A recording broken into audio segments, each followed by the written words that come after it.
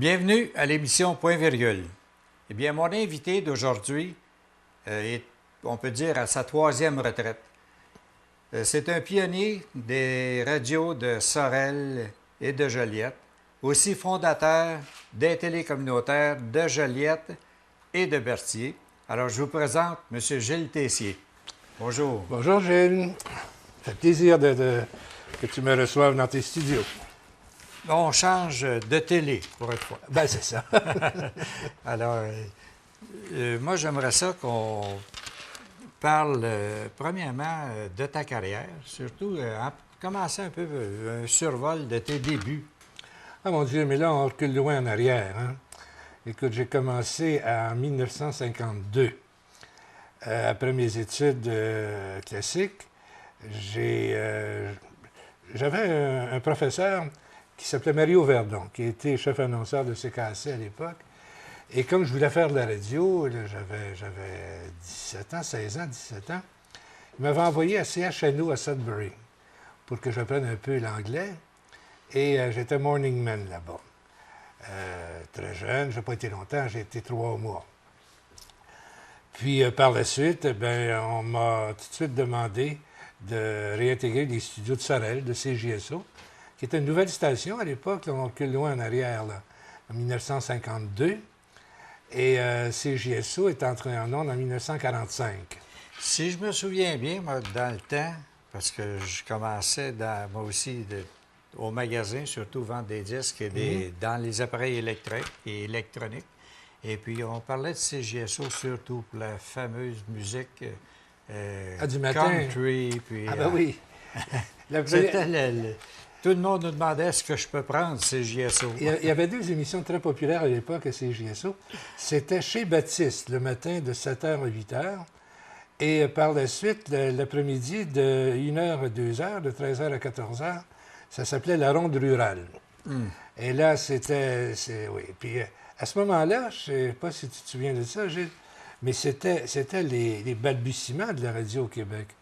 Alors, il n'y avait pas beaucoup de stations radiophoniques. Entre Montréal et Trois-Rivières, il y avait CHLP à Montréal, CKAC, Radio-Canada qui était CBF, et CKVL n'existait pas, il y avait CHLP pour la patrie.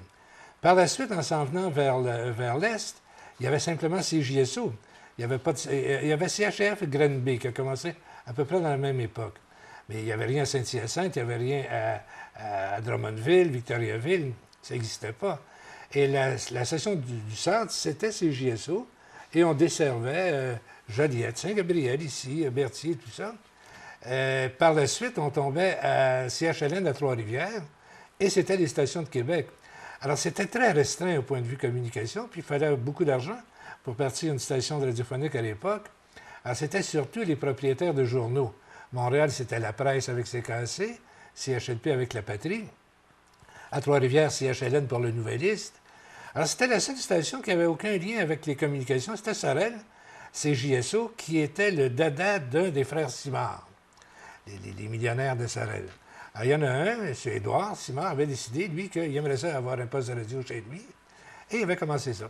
Alors, c'est pour ça que c'était vraiment, quand on dit qu'on est des artisans de la radio, ceux qui ont travaillé là à l'époque, c'est vrai parce que c'était très limité comme technique et tout ça. C'était l'enfance de l'art. Alors, on a commencé vraiment jeune.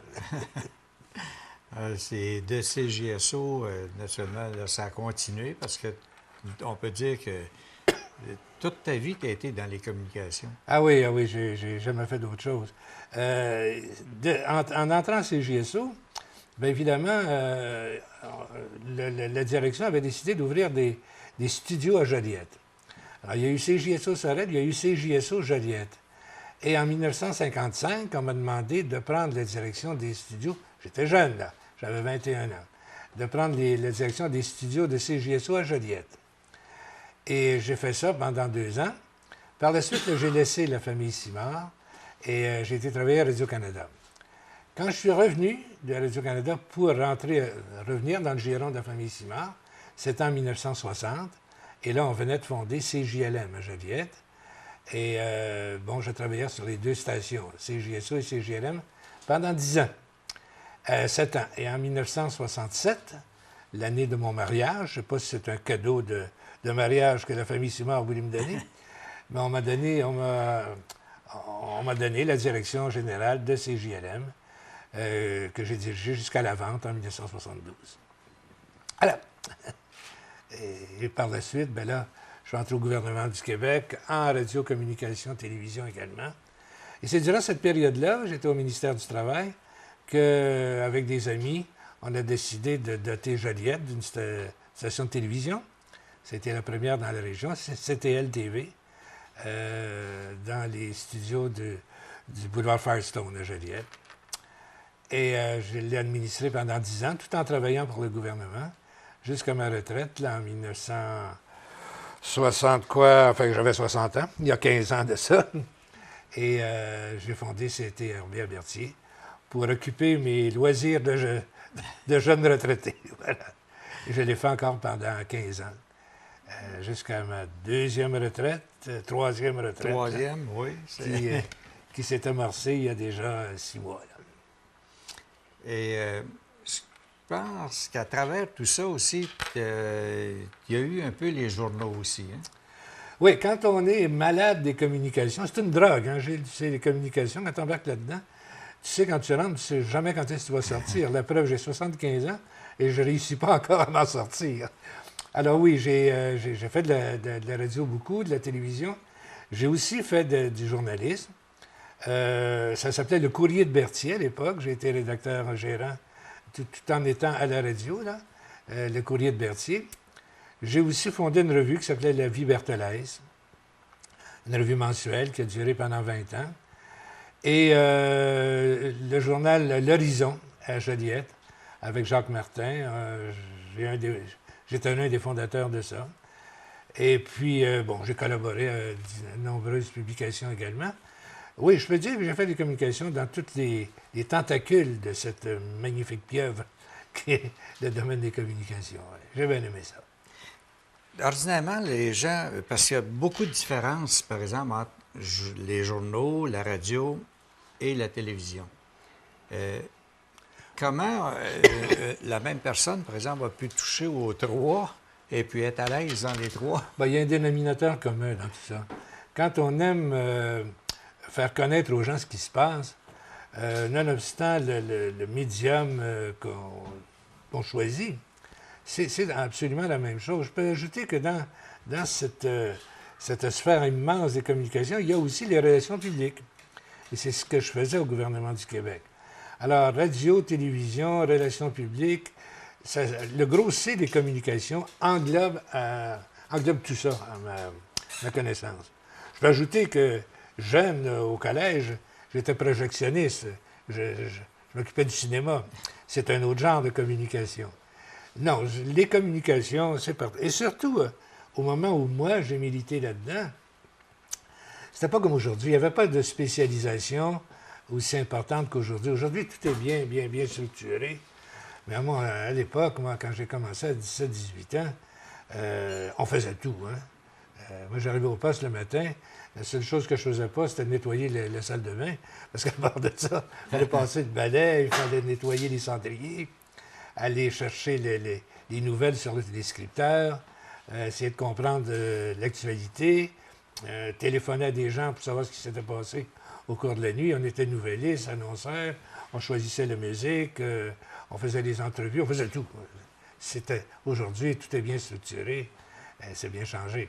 Quand j'entre dans un poste de radio, parce qu'actuellement, je fais une série radiophonique là, sur les 50 ans de la radio dans la Naudière et les 65 ans de la radio sur la Rive-Sud, je t'avoue que je suis un peu perdu, là, avec toute la technique qui s'amorce, et les ordinateurs, tout ça, c'est tellement pas. Écoute, quand j'ai commencé, moi, l'enregistrement n'existait pas. En 1952, on enregistrait par la force des choses et très peu souvent sur disque, des grandes transcriptions. Là. Bon, on ne faisait pas ça souvent parce que ça coûtait cher à l'époque. Et j'ai connu les premiers enregistrements sur fil de papier. C'était en papier, c'était comme les open reel qu'on appelle. Là, et c'était en papier. Par la suite, c'est devenu en plastique, un genre de plastique, etc. Mais et pour faire des remotes, les émissions à l'extérieur, c'était des appareils immenses. Moi, je me souviens, on faisait une émission qui s'appelait Les Joyeux Pinsons au Théâtre Passe-Temps de Joliette, sur la rue Saint-Paul. Et c'était diffusé par des antennes de CJSO à Sorel. Il fallait traverser sur la glace avec les consoles de remote, là, sur une traîne sauvage. Et on traînait ça sur la glace l'hiver. On prenait un taxi pour se rendre au théâtre Passe-Temps. Et on faisait tout. J'avais un opérateur, mais j'aidais à monter tout ça. J'animais l'émission, on défaisait tout ça, puis on repartait avec la traîne sauvage pour aller reporter ça à Sorel. Ce sont toutes ces petites anecdotes-là que je raconte dans les balbutiements de la radio dans la Naudière et dans Richelieu. On en a eu des vertes et des pas mûres, je te jure. Oui, il y a beaucoup d'anecdotes, certainement, qu'on peut accumuler énormément, au cours énormément. Ben ça serait à écouter là, maintenant, parce qu'on ne veut pas rentrer dans tous les détails. Écoute, tes téléspectateurs peuvent le faire. Le dimanche matin, c'est diffusé par CJLM à Joliette, je crois que c'est de 9h à 10h ou de 8h à 9h, tous les dimanches matins. J'en ai encore jusqu'au mois de juin, là, où je rencontre les auditeurs le matin, puis il y aura une autre série à CJSO à Sorel un peu plus tard. Est-ce qu'on peut dire que chacune des expériences radio, journaux et télévision se complètent un peu une l'autre, ou s'il y a une préférence ou des différences entre chacune? Je vais être bien franc avec toi. J'ai tellement aimé tout ce que j'ai fait que j'en vois pas de différence. Évidemment, la télévision donne un peu plus d'amplitude. Les gens nous voient. Bon, il y a peut-être un peu plus de contact personnel, même si ce n'est pas personnel, entre nous en studio. Par l'entremise de la caméra, on entre dans les demeures et on nous voit. Bon, on a l'impression de parler avec nous. C'est la même expérience qu'on vivait quand je faisais de la radio, qu'il n'y avait pas de télévision. Les gens reconnaissaient notre voix quand on allait en quelque part. Ils disaient « Oh, c'est lui, c'est lui ». Évidemment, ça flatte l'orgueil. Il ne faut pas dire le contraire. C'est un métier, c'est une profession qui est à base de tout ça. Mais si on savait tout ce qu'il y a en arrière, c'était pas facile. C'était pas facile à l'époque. Alors que ça, je te dis, moi, je n'ai pas de préférence. La radio, la télévision, les journaux, moi, c'est le contact avec le public, l'information, la divulgation de l'information, le suivi de l'actualité. Ça a été toute ma vie. Je n'ai jamais été capable de faire d'autre chose. Et j'ai beaucoup aimé ça. Je me souviens, j'ai beaucoup de mémoire sur les choses de communication. Ici, à Saint-Gabriel, quand on a commencé la télévision, ici à Saint-Gabriel, j'étais du nombre, là, pas des fondateurs, mais des gens qui venaient aider ici. Et si ma mémoire est bonne, on faisait des émissions à partir du Mont de la Naudière. C'est avant que la fondation officielle de CTV. Bon, je me souviens d'être venu faire des émissions de télévision là. Ensuite de ça, il y a eu ici la naissance de CFNJ, la radio communautaire. Qui est venue après nous, après la télévision. Après la télévision d'ici. Et toutes ces petites choses-là qui naissaient, puis ces grosses choses-là qui sont devenues grosses maintenant, ça me faisait bien plaisir parce que c'était ma région. J'ai commencé de l'autre côté du fleuve, à Sorel, dans la région du Richelieu. Mais ma vraie région, moi, c'était la région de la Naudière. Je suis né à Berthierville, j'ai habité Berthierville toute ma vie. Même quand je travaillais à Montréal, à Radio-Canada, je voyageais soir et matin. Berthierville, c'est mon univers, c'est ma ville, c'est ma passion. Saint-Gabriel, je suis très attaché aussi à ta ville, ici à Saint-Gabriel. Mon épouse vient de Saint-Gabriel. J'ai marié une belle Gabrielloise. Elles étaient toutes belles, d'ailleurs, les filles. Elles sont encore. J'ai eu ça ce matin sur la vie. Ils sont belles, les filles de Saint-Gabriel. Et je suis bien placé pour le dire parce que j'en ai marié une. À Saint-Gabriel, Joliette, Berthier, évidemment. La région de la Naudière, je l'aime beaucoup. Et il faut dire que c'est grâce à Guy Chevrette. Hein? Parce que dans mon temps, ça n'existait pas, la région de la Naudière. On disait la région de Joliette et on faisait partie de la région des Laurentides. C'était englobé. Et c'est mon ami, je peux dire mon ami, parce qu'on était bien copains ensemble, bien avant qu'il fasse la politique. Guy et moi, on a fait un petit peu de radio à Joliette ensemble, il venait au poste. Et c'est Guy, quand il a été député, qui a réussi, député de Joliette, à inculquer la notion de la région de la Naudière. Et c'est grâce à lui. Et ça avait commencé dans les studios de CJLM. Hey, je parle beaucoup, tu peux m'arrêter. Hein? Oui. C'est justement, on est juste à l'heure pour prendre une petite pause. Bon, ben, puis on revient après parce que j'aimerais ça qu'on reparle de la région de la Nodière. Avec plaisir. Eh bien, avec M. Gilles Tessier, j'aimerais ça qu'on revienne un peu sur la fameuse région Laurentide, qui était, si on veut, Saint-Gabriel, la perle des Laurentides dans les années 50-60. Ah oui, oui. Ah mon Dieu, oui, c'est ce que tu veux. Écoute, je vais retourner loin en arrière. Moi, je me souviens, quand j'avais peut-être 10 ou 11 ans, écoute, là, on s'en va loin en arrière, ma mère et moi, on venait passer des vacances au Château Bellevue. Toujours une semaine chaque été au Château Bellevue.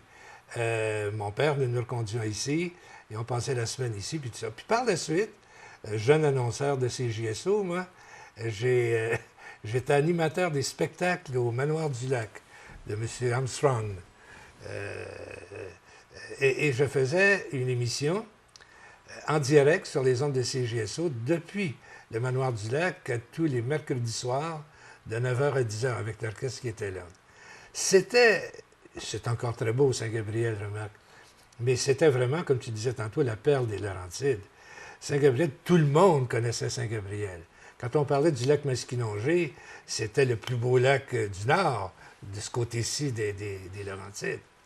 Ça a été, tu habites vraiment une région magnifique, qui a été beaucoup plus populaire. Je sais pas, c'est l'évolution. C'est pas de l'évolution, c'est le temps qui massacre bien des choses. Même dans les années 50, Regarde-nous 60... tous les deux. On était beaux, puis le temps nous a massacrés. Dans les années 50-60, rares étaient ceux qui n'avaient pas fait leur voyage de noces à Saint-Brieuc. Ah mon Dieu, c'est une place de voyage de noces, je suis bien d'accord avec toi. Oui. Si on revient là-dedans, ça nous fait de la peine quand on en parle. Et puis, la région de Laurentide, maintenant, quand on parle de Laurentide, c'est plus du tout question de notre région ici. C'est déménager de l'autre côté. C'est de l'autre côté, c'est du côté Alors, nord des il n'est plus Laurentides. question d'être la perle des Laurentides parce que c'est un titre qui est perdu. Mais c'est la perle de la Naudière. Bon. C'est pour ça qu'il faut valoriser autant que possible la région de la Nodière. Par contre, dans la région de la Nodière aussi, on est submergé par une population qui est beaucoup plus dense vers le sud de la Nodière. C'est sûr que si on parle de Repentigny, l'Assomption, Saint-Sulpice, Avenant jusqu'à la Valtrie maintenant, ce sont des villes dortoirs de la métropole de Montréal. Nous, on a une autre vocation de ce côté-ci. C'est ce qui a provoqué des petites chicanes entre le nord et le sud, la Naudière nord, la Naudière sud. Bon, c'est des choses bien différentes. Notre mentalité n'est pas la même, on ne vit pas de la même façon. Simplement au niveau des communications.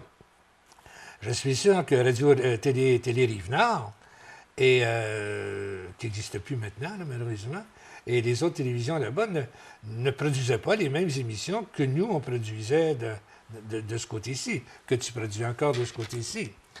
Et je me souviens, dans des congrès, tu nous mentionnais souvent, Gilles, que toi, tu étais pour la mentalité de Saint-Gabriel, de Brandon, ce qui est alentour, puis tout ça, et tu leur donnes ce que les gens veulent.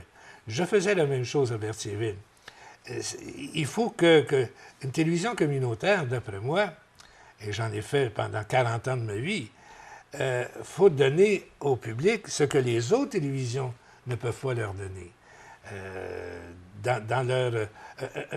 un petit incendie au coin, je ne sais pas, moi, de moi, deux rues ici à Saint-Gabriel. Saint-Gabriel est de quoi, disons? Bon, ça n'intéresse pas les gens de Montréal ou de Repentigny ou de l'Assomption. Mais les personnes qui regardent ta télévision, s'ils voient un reportage là-dessus, ça va les intéresser énormément. Alors, c'est pour ça que je trouve que la radio locale, régionale, la télévision locale et régionale, c'est très important. C'est très important pour la vie communautaire de chez nous. Et j'espère que ça va durer encore longtemps. Le problème avec les télévisions communautaires, c'est que c'est le financement. C'est pas facile d'y arriver, ça coûte très cher. C'est du bénévolat, à 90 %. Alors, ce qui se produit, c'est que les gens vieillissent, les gens s'en vont. Moi, une grosse peine de ma vie, je ne te le cacherai pas, Gilles, c'est quand j'ai laissé CTL TV à Joliette, qui était, il faut l'avouer, là, une grosse télévision communautaire. qui faisait des émissions extraordinaires et qui était un peu qui suscitait la jalousie des autres télévisions communautaires au Québec. Et puis, ça a tombé dans l'oubli, ça a tombé, ça a périclité, justement, faute de bénévoles pour prendre la relève, tant et si bien que Vidéotron a mis la clé là-dedans et a dit c'est fini. D'ailleurs, Vidéotron est un fossoyeur terrible des télévisions communautaires. Ça, je ne me suis jamais caché pour le dire. Et une chance qu'on a la fédération maintenant Qui aide pour beaucoup. aider, justement, pour empêcher la fermeture autant que possible des télévisions communautaires. Ouais, quand Vidéotron a décidé de faire Vox, là, j'ai été très déçu parce qu'ils ont fermé Sorel, ils ont fermé Saint-Jérôme, ils ont fermé Repentigny, ils ont fermé les télévisions de ce que j'appelais de ma grande région ici. Ça a tout fermé, tant et si bien que les télévisions dans notre bout ici qui fonctionnent et qui fonctionnent encore très bien, heureusement, c'est la tienne, ici à Saint-Gabriel, fonctionne magnifiquement bien. Berthierville va bien aussi. Et il y a aussi... c'est effrayant, je peux perdre la mémoire comme ça. Mascouche. Mascouche qui fonctionne encore bien, oui. qui, elle, est demeurée dans le giron de Vidéotron. Mais c'est tout. Et moi, quand j'ai fondé l'ATVCQ, c'est-à-dire l'Association des télévisions communautaires du Québec, dans la région Laurentides-Lanaudière, ici, il y avait quand même 8 télévisions communautaires, et puis il n'en reste plus, il en reste 3. Alors ça me fait de la peine de voir ça, parce qu'il y a un rôle important que les télévisions communautaires ont joué, jouent encore et devront jouer à l'avenir. Mais quand même, ce qui est consolant encore, c'est qu'au niveau de la province, il reste au-dessus de 40 télévisions communautaires actives qui font partie de la fédération et qui, unies ensemble, quand même donnent une force pour vis-à-vis de la CRTC pour protéger un peu ce qui reste. Exact. Et il faut se battre parce que les câblo-distributeurs ne sont pas tellement touchés des télévisions communautaires. Puis les gouvernements n'aident pas tellement au point de vue financier. Les gouvernements n'aident pas tellement non plus. Pour les câblo-distributeurs, c'est un boulet à tirer, c'est pas payant, c'est pas intéressant pour eux. On oublie cependant que c'est très intéressant pour la population.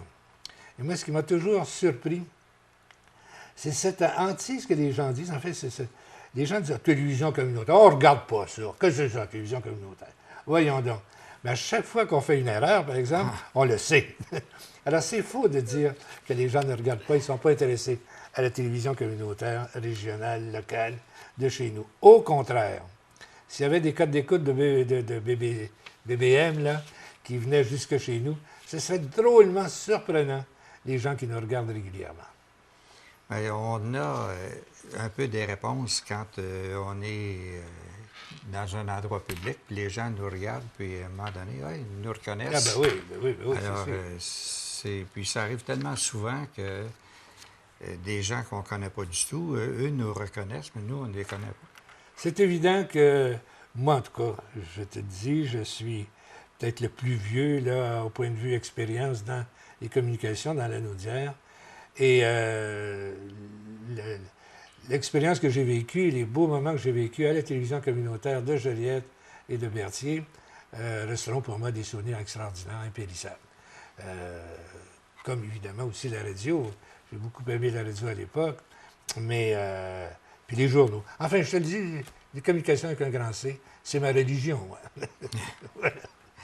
Et des gens qui sont un peu comme nous, là, qui depuis des années en communication comme ça, il n'en reste pas énormément. Et puis, si on va... c'est un peu pour ça que j'ai demandé Gilles Tessier aujourd'hui, parce que je me dis, c'est sa 3e retraite. C'est pas fini encore. Ça achève. C'est rendu, excuse la comparaison, c'est presque rendu comme un musée. Ah oui, effectivement. D'ailleurs, puisque tu parles de musée, ça me fait de la peine de voir qu'il y avait un musée de la radiodiffusion à Berthier, à Sainte-Geneviève-de-Berthier. Et j'ai l'impression que c'est fermé maintenant. Mais les appareils du temps, tu sais, quand on revoit ça, pour moi, ça me fait de la peine, parce que ça me fait de la peine de voir que c'est tellement changé. Je vois les techniciens aujourd'hui, avant, quand j'étais plus jeune, on parlait technique, je comprenais tout. Aujourd'hui, on ne comprend plus rien. Ben, dans le temps, je me souviens, moi, quand on passait d'une technologie à l'autre, parce que j'ai commencé en 50 en Oui, bien toi, électronique. tu as été en électronique longtemps. Oui, et puis j'ai commencé par le classique, moi aussi, mais ça n'a pas été long, j'ai été plutôt au technique, là, Ah, en ben oui. électronique. On commençait avec les radios dans le temps hétérodynes, ensuite les fameux avec la bande passante de 455 Ah, mon Dieu, mégacycles oui, et ensuite là, tu vas les me prendre. transistors et ainsi de suite. Mais ça prenait des années avant d'avoir une transition d'une technologie à Aujourd'hui, c'est une l'autre. question de mois. Aujourd'hui, c'est tellement rapide que je ne veux même pas suivre. Puis ça coûte cher d'être obligé de s'adapter à ça. Tout gens, même dans les maisons privées. Quand on dit que les cassettes VHS, là, c'est désuet, ça n'a pas d'allure. Puis moi, je trouve que ça fonctionne encore très bien, ça. J'ai encore ça chez nous, moi. Ça fonctionne bien, mais là, c'est DVD, Blu-ray, Ah oui, etc. On ne comprend plus rien. Enfin, pour revenir à nos boutons, la région de la Naudière a été très active au niveau des communications, autant parlée qu'écrite, électronique ou écrite, justement. J'espère que ça va continuer encore longtemps. bien, je pense qu'il y a des gens comme Gilles Tessier, il n'en reste pas beaucoup. Oh, ben oui, il y a de la relève. Il y a de la relève, oui, mais oui. c'est plus une relève bénévole. C'est différent. C'est différent. Alors, on a besoin de ces gens-là. C'est extrêmement... C'est obligatoire aujourd'hui. Il faut avoir la technique à point. Il faut être capable de compétitionner avec les grands réseaux, avoir une qualité équivalente au point de vue image, au point de vue son. Ah oui, c'est pas comme il y a 50 ans, 60 ans. Alors, s'il faut partir un peu, là, il faut s'adapter, puis s'adapter, être capable de laisser un peu notre place aux autres aussi. Exact. Comme les grands, comme les grands nous ont laissé leur place. Moi, j'ai travaillé dans le temps avec des noms que on dit ça aux jeunes aujourd'hui, ils savent même pas ce que c'est. Mais j'ai eu la chance de travailler, disons, avec Roger Beaulieu. Roger Beaulieu qui a été l'animateur extraordinaire de notre époque, des années 40-50. Et beaucoup d'autres. Je pourrais te dire un paquet de noms, mais on va arrêter là. Oui, là, si on commençait à parler des expériences de Gilles Tessier, on pourrait en parler longtemps. Ah, ben oui, il faudra revenir. Bien, la seule chose qu'on souhaite, c'est que ce que tu as préparé le chemin à bien d'autres, puis que ça continue, puis que ça a été bien fait. Ah, tu sais, Gilles, déblayer un chemin l'hiver, ôter la neige, puis tout ça, c'est de l'ouvrage, c'est du beau travail, etc. Cependant, ça ne servira à rien s'il n'y a personne qui emprunte ce chemin-là pour se rendre plus loin, pour ouvrir d'autres chemins, d'autres horizons, etc. Alors moi, ce que j'espère, c'est que le travail que tu fais, toi, ici, à CTB, le travail que les autres font dans les communications un peu partout, que ça porte fruit, que ça fasse des petits, et puis que dans 50 ans, un autre Tessier ou un autre Como pourrait arriver en ondes puis dire « Oui, je me souviens, j'avais 18 ans, et c'était en 2010. » Puis ça continue, et c'est beau à voir. Bien, moi, je te remercie beaucoup. C'est tout le temps qu'on avait à notre disposition.